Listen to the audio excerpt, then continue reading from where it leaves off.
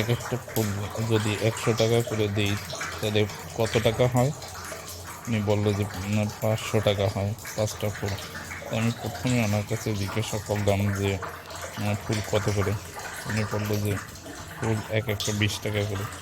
তো আমি 5টা ফুল ধরলাম, 5টা ফুল পছন্দ করে নিলাম। তখন আমি ওনার কাছে জিজ্ঞাসা করলাম যে এক একটা ফুল যদি 100 টাকা করে হয় তাহলে কত টাকা হয়?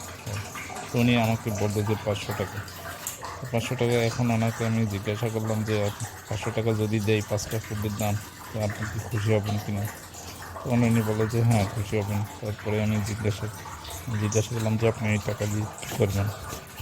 যে আমি আরও ব্যবসা আরও বড় করব, ব্যবসা করে তার জীবিকা নির্বাহ। আসলে মূলত ওনার স্বামী নাই, ছোট একটা বাচ্চা আছে। উনি এই ফুল বিক্রি করে ওনার ফ্যামিলি চলে।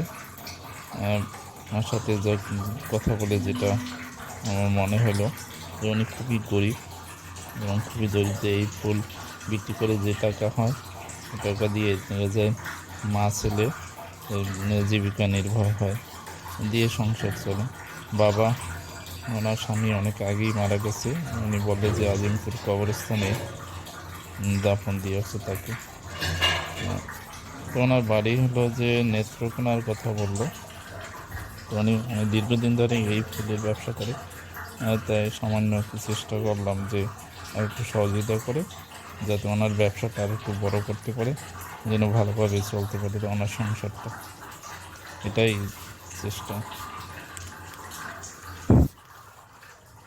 তারপরে তো আমি ফুল, তো আমার দরকার নেই, মেন উদ্দেশ্য ছিল ওনাকে সাহায্য করা। তো আমি 5টা ফুল আমি নিলাম। উনি বেঁধেও দিল আমাকে। বেঁধে দেওয়ার পরে আমি পরে ফাইনালি ওনাকে টাকা দিয়ে 500 টাকা টাকা দিয়ে আমি বললাম যে উনি আমাকে হাত দিয়ে দেখাচ্ছে যে 5টা ফুলের দাম 500 টাকা আর কি। আমি যখন জিজ্ঞাসা করলাম যে 100 টাকা করে দিলে কত টাকা হয় 5টা ফুলের দাম।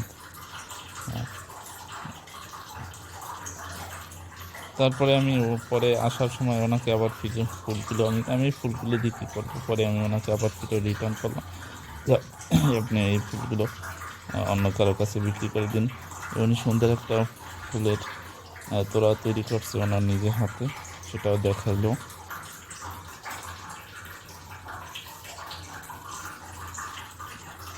সুন্দর হয়েছে যদিও।